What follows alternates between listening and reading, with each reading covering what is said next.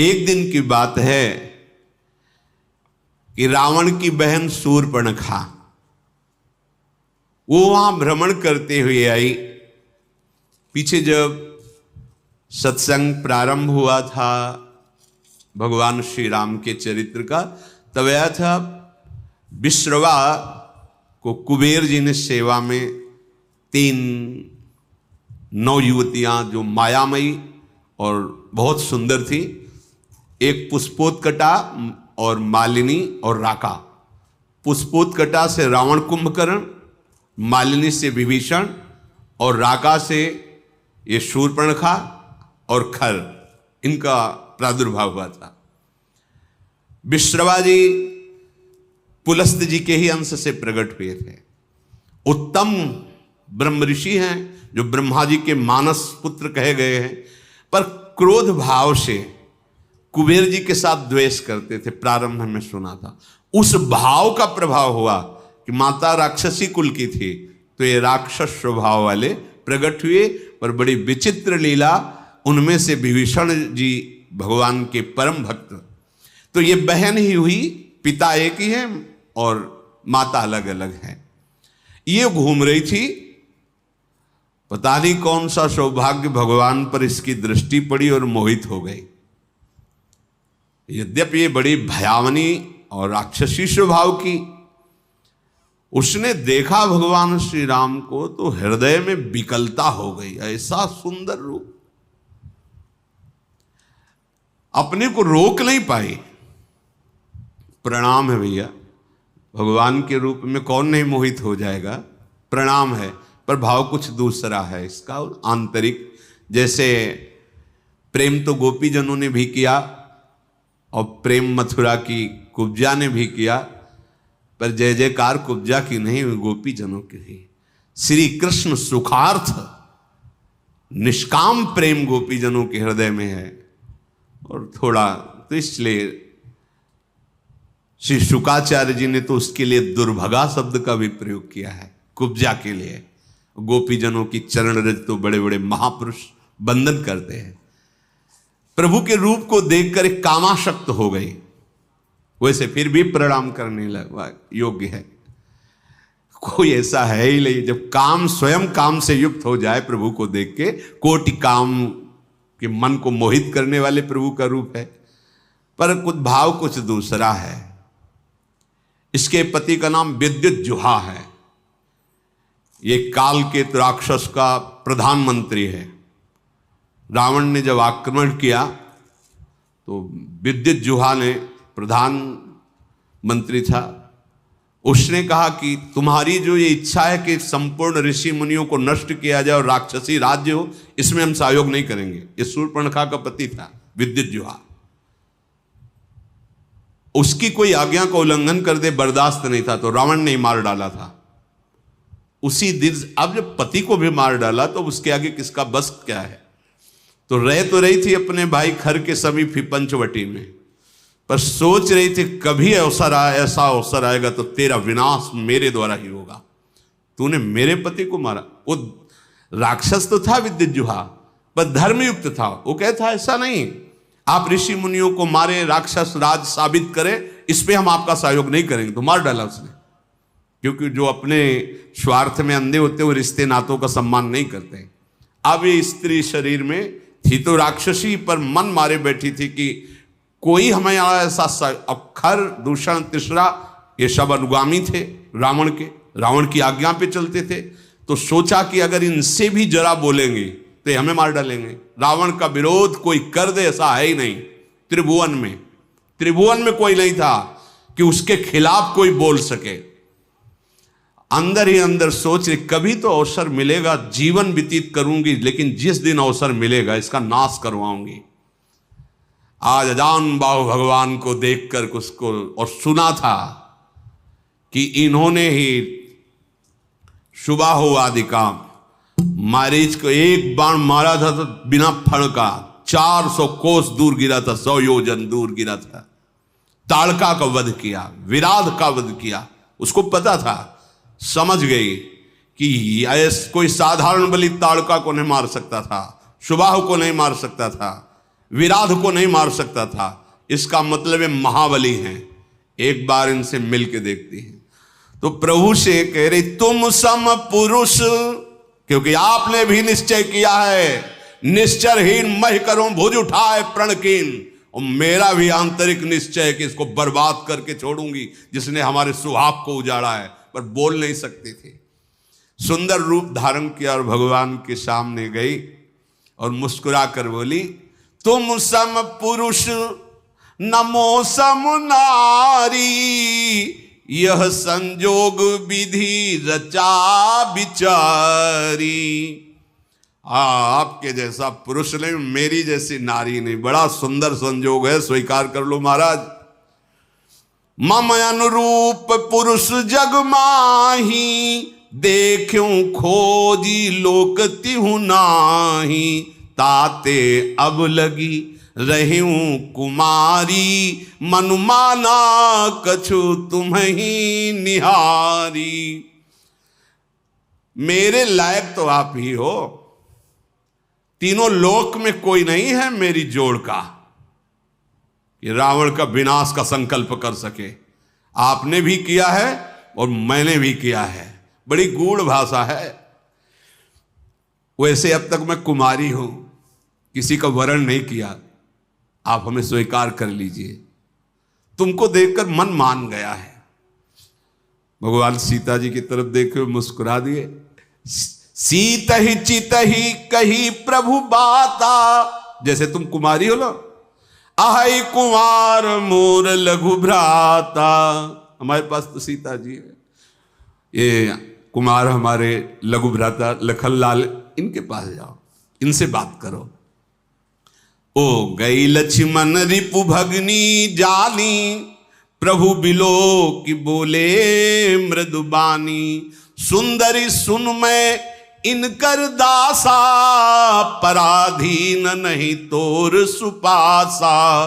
प्रभु समर्थ कौशलपुर राजा, जो कछु करही इन्हीं सब छाजा।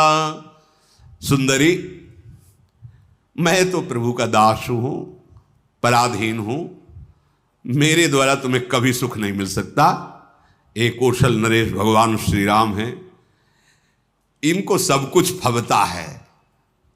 आप इन्हीं की चरण शरण में जाएं, क्योंकि सिद्धांत है सेवक सुख चाह मान भिखारी, व्यसनी धन शुभ गति व्यभिचारी। लोभी जसु चाह चार गुमानी, नभ दुहि दूध चहत ये प्राणी। सेवक होकर के अपने सुख की चाह करे, भिक्षुक धर्म स्वीकार करके सम्मान की चाह करे, जुआ शराब व्यभिचार करने वाला धन और शुभ गति चाहे, कभी नहीं प्राप्त हो सकता। लोभी पुरुष अपना यश चाहे, अभिमानी पुरुष अर्थ धर्म काम मोक्ष चाहे, ये सब प्राणी आकाश को दूह कर दूध लेना चाहते हैं, अर्थात असंभव को संभव करना चाहते हैं। वो प्रभु के पास गए, प्रभु ने फिर लक्ष्मण जी के पास दे, लक्ष्मण जी ने फिर प्रभु के पास भेजा, प्रभु ने फिर लक्ष्मण जी के पास भेजा। लक्ष्मण जी ने कहा कि तुमको वही भरेगा जिसके एक इतनी भी लज्जा नहीं होगी। लक्ष्मण जी ने कहा, लक्ष्मण कहा तोई सो बरई, जो तृण तोरी लाज परिहरई। जिसने तृण तोड़ कर लाज का त्याग कर दिया, तेरी जैसे को वही वरण करेगा। अब तो सुंदर रूप त्याग कर आ गई शूर्पणखा के रूप में, भयानक रूप। तब खिसियानी राम पही गई, रूप भयंकर प्रगटत भई। सीत ही सभय देखी रघुराई, कहा अनुज सन शयन बुझाई। सीता जी को भयभीत देखकर भगवान ने पीछे किया सीता जी को, लक्ष्मण से कहा हिसाब कर दो इसका। नाक कान काट लिए। लक्ष्मण तिलाघों सो नाक कान बिन कीन, ताके कर रावण को मनो चुनौती दिन। नाक कान काट के मानो निशाचर राज रावण को चुनौती भेजी हो। लक्ष्मण जी ने शूर्पणखा को नाक कान रहित कर दिया। अब तो जब नाक कान कटा तो ऐसा लग रहा था जैसे गेरू के पहाड़ से पानी का धारा गिर रहा हो, ऐसे खून बहने लगा। नाक कान बिनु भई बिकरारा, जनु स्रव शैल गेरू के धारा। खर दूषण पही गई बिल पाता, धिग धिग तव पौरुष बल भ्राता। नाक का वो ऐसे विकराल थी, जब नाक कान कटा तो लाल लाल खून बह रहा और विकराल रूप हो गया। अब अवसर ढूंढा, अब विनाश का कार्य शुरू करूंगी। गई खरदूषण के पास और कहा, तू भाई है, बड़े बलवान बनते हो तुम, राक्षस राज बनते हो, देखो तुम्हारी बहन का नाक कान काट, तुम्हारे बल को धिक्कार है। तो किसने किया है? तब समझा कर बताया, यही पास में आए हैं एक राजकुमार जिनके साथ बहुत सुंदर स्त्री और दूसरे राजकुमार गोरे, और इतने बलशाली कि तुम उनके सामने कुछ नहीं हो। देखो तुम्हारी बहन का नाक कान काट लिया। अब तो तुरंत आदेश किया, तो जैसे काजल के पर्वत पंख धर के उड़ रहे हो, ऐसे ऐसे भयानक राक्षस अपने असली सब रूपों में युद्ध की तैयारी की। नाना वाहन नाना कारा, नाना युद्ध धर घोर पारा, सूप नखा आगे कर लीनी। आगे आगे सूप नखा नाक कान काटे हुए खून बहते जा रहे, पीछे से भयानक सेना, चलो ले चलो, कहां है वो राजकुमार। अब तो मृत्यु के वशीभूत होकर ये सब खिंचे हुए चले जा रहे राक्षस, गरज रहे हैं, ललकार रहे हैं, कोई आकाश में उड़ रहा है, कोई बड़ी अपनी बलवीरता की डींगे हाँक रहा है। अरे कोई कहता जीते जी दोनों भाइयों को पकड़ लो, पकड़ के मार डालो, उसकी स्त्री को छीन लो, ऐसे आवाजें गूंज रही। भगवान ने धूल देखी, लक्ष्मण से कहा, राक्षसों की भयानक सेना आ रही, तुम सियाजू को ले जाओ और कंदरा में गुफा में छुप करके रहो, सावधान रहना, बड़े मायावी राक्षस हैं ये। लक्ष्मण जी धनुष पर प्रत्यंचा चढ़ाकर बाण ले हुए सीता जी को आगे करके गुफा में जाके सीता जी को विराजमान किया। अब वो राक्षसों की सेना समीप आई, राम जी ने टंकार की धनुष की, तूड़ी से बाण निकाल करके हाथ में लिया। कठिन टंकार सुनते ही कांप गए सारे राक्षस। सारंग धनुष की टंकार भगवान का ये दिव्यास्त्र है। आपने केश पासों को चूड़ा के रूप में, अपने पीतांबर को कमर में कसा। आई गए बगमेल, धरहु धरहु धावत सुभट, जथा बिलो की अकेल, बाल रवि घेरत दनुज। पकड़ो पकड़ो, मारो मारो, ऐसा कहते हुए खरदूषण तीसरा पूरी सेना सब नजदीक आ गई। जैसे बाल सूर्य जब उदय होते हैं तो मंदेह नाम के दैत्य मानो घेर लिए हों, ऐसे भगवान को चारों तरफ से घेर लिया।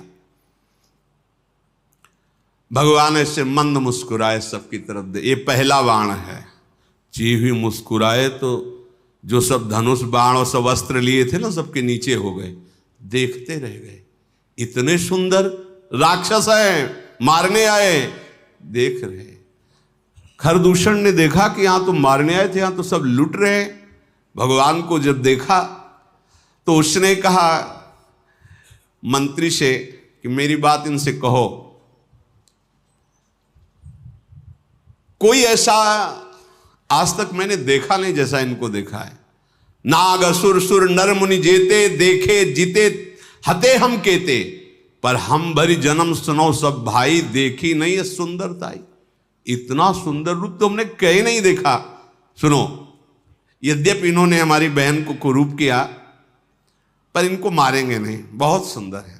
देखो ये बात, भगवान के रूप को देखकर घोर निशाचरों के हृदय में भी प्रेम का स्फुरण हो रहा है। यद्यपि भगिनी कीन कुरूपा, बधलायक नहीं पुरुष अनुपा।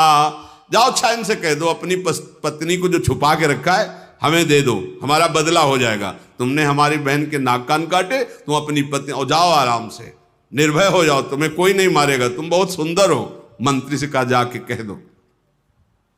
मेरा कथन जाके उनको सुनाओ। दूत ने जाके भगवान श्री राम जी से कहा तो भगवान मुस्कुरा करके बोले, देखो तुम जानते नहीं हो हम क्षत्रिय राजकुमार हैं, तुम्हारे जैसे पशुओं का वध करना हमारा शिकार खेलना होता है। हम क्षत्रिय मृगया बन करही, तुमसे खल मृग खोजत फिरही। तुम्हारे जैसे राक्षसों का वध करना हमारा स्वभाव है, और तुम जहां लड़ना चाहिए वहां हमें सलाह देने आए हो।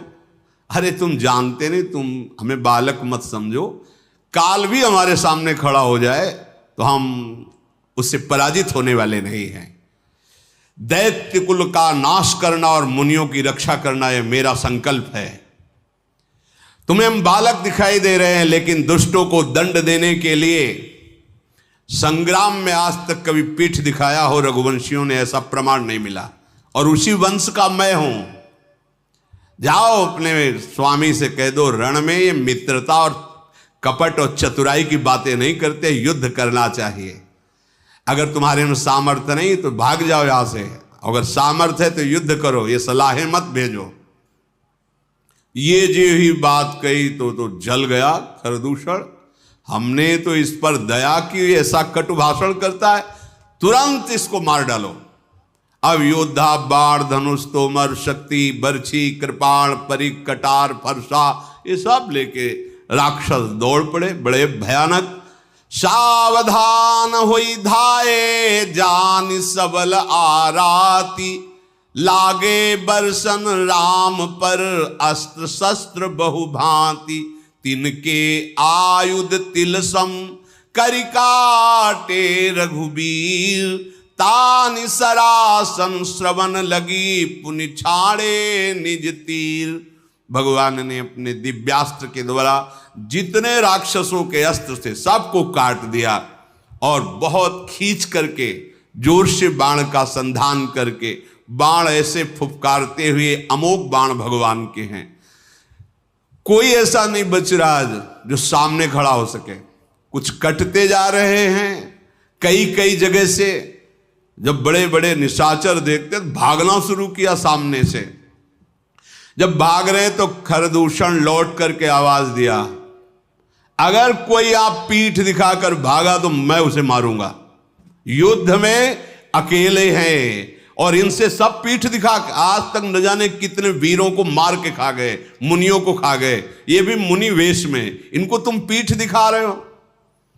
कुपित जान करके कि हमारा जब स्वामी ही कुपित, फिर लौटे आए। प्रभु कितनी शीघ्र बाण चढ़ाते हैं, संधान करते हैं, किसी को पता भी नहीं चलता। किसी की छाती, किसी का सिर, किसी का भुजा, किसी का हाथ पैर कट कट करके गिरने लगे। पहाड़ के समान राक्षस, तो वहां रक्त की धारा बह रही है, हाहाकार मच गया। अब भगवान ने एक बाण ऐसा संधान किया कि सबको सामने वाला राम दिखाई दे रहा है, और वो पूरी भीड़ में राक्षसों की एक बाण सम्मोहन ऐसा कि सामने वाला राम, वो उसको काट रहा, उसको वो राम दिखाई दे रहे, वो उसको आप सही में राम राम कही तनु तजहि पावहि पद निर्वाण, करि उपाय रिपु मारे छन मह कृपा निधान। ये राम, वो ये राम, और कहा जा रहे सब भगवान के धाम पहुंच रहे हैं, क्योंकि अंतिम में राम दर्शन और मुख से नाम, यही बड़े बड़े ऋषि जन मांगते, जो ऋषियों को भी नहीं मिलता। वो घोर राक्षसों को भगवान जब अवतार लेते हैं तब वो लाभ प्राप्त हो जाता है। हर्षित बरसई सुमन सुर बाजहि गगन निशान, स्तुति करि करि सब चले शोभित विविध विमान। देवता कर पुष्पों की वर्षा करते हैं। रघुनाथ जी ने इन पर विजय प्राप्त की। लक्ष्मण जी सीता जी को लेके आए, प्रसन्नता हुई। सीता जी श्री राम जी के उस रूप को देख रहे हैं, भ्रकुटी चढ़ी हुई, धनुष पर बाण संधान करते हुए, जैसे वैसे ही जब स्वरूप को देखा, नेत्र घा नहीं रहे ऐसे अपने प्रीतम के रूप को देखकर।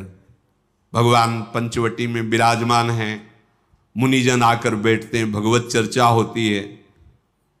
आगे आगे तो चली थी शूर्पणखा, जब भगवान के सामने आई तो सबसे पीछे पहुंच गई थी। जब सब सुहा हो गए, देखा इधर का काम पेट। अब वो वहां से गई लंका में और सभा में जाकर के हाथ पटक पटक के जमीन पे, छाती पे, माथे पे रोने लगी। रावण ने देखा, उसने क्या बात है, तेरी दशा ऐसी किसने की? बोले मदिरा पीता है और पड़ा रहता है, सुख भोग करता है, ऐसे कहीं राज्य चलता है? शूर्पणखा ने कहा, करसिपान सोवस दिन राती, सुध नहीं तो सिर परार आती। बहुत बड़ा दुश्मन आ गया है तुम्हारा, तुम राजनीति को जानते नहीं हो, केवल शराब पीते हो, मदिरा पीते हो और उन्मत्त होकर महल में बने रहते हो।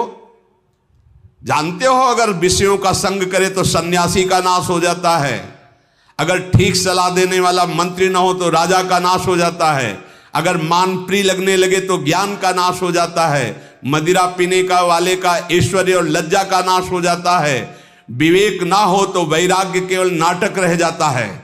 ऐसे ही यदि राजनीति सही ना हो तो राजा का नाश हो जाता है। मैं सही कहती हूं कि अब तुम्हारे नाश का अवसर आ गया है, बहुत बड़ा दुश्मन तुम्हारे समीप आ चुका है।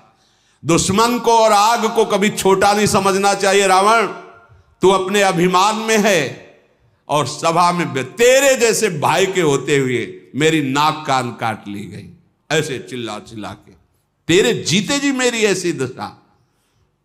सारी सभा खड़ी हो गई क्रोध से। शूर्पणखा बाह लंबी कर करके रावण से, तेरे जोश में चढ़ाए, अब तेरा विनाश होगा। क्योंकि ये बात तब नहीं कहती जब सुहाग उजाड़ दिया था कि तेरे होते हुए तेरे हाथों से सुहाग नहीं। अब आज अपनी बात बता करके वो रोने लगी। तू ये तो बता कौन शत्रु है त्रिभुवन में, कौन ऐसा जो रावण से भयभीत ना होता हो?